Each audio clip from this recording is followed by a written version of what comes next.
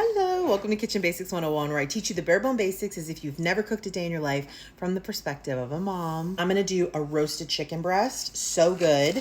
And I'm gonna season it like taco seasoning style because I'm going to use it tomorrow to make chicken cheese enchiladas, okay?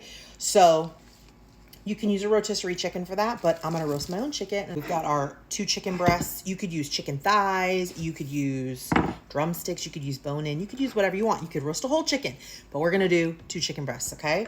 First of all, if you want something to brown up, you gotta have oil. So you know how I feel.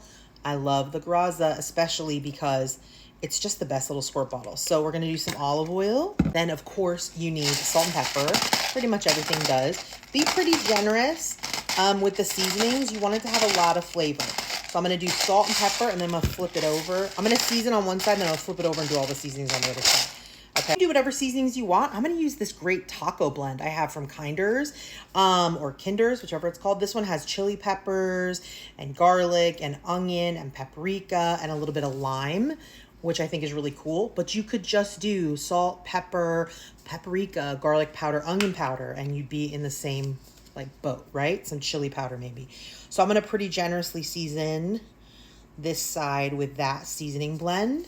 Then I'm going to turn them over and I'm gonna season this side. You have a dirty hand, don't touch your seasonings. I'm gonna go wash my hand and then I'll be back to season the other side. If you don't want to dirty your hand and wash it, you could use tongs, but then I have to wash the tongs, which I don't want to. So I'm going to do olive oil on this side. I'm going to do the same thing. I'm going to do salt and pepper. And I'm just going to pop this in to a 400-degree oven for like 20-25 minutes. You want to get to an internal temperature of 165. So a meat thermometer is the best way. If you're nervous and you're not sure, then use a meat thermometer. I would recommend pulling it out a little before 165, or these are going to be really dry. So it'll come to 165 as it sits and rests. So we're going to sprinkle it with all the seasonings. I'm going to pop this in a 400-degree oven, like I said, 20-ish minutes. I'm going to keep an eye on it. I'm going to stab it with the meat thermometer, and I'm going to look for like 160. Okay, this deliciousness you could totally just eat, like she's ready to go. But I'm going to shred it up and use it for enchiladas. Best part is it's done in the middle of the day before, so I can just pop in the fridge and I don't have to worry about it. So tomorrow when it's time to make enchiladas, my chicken's ready.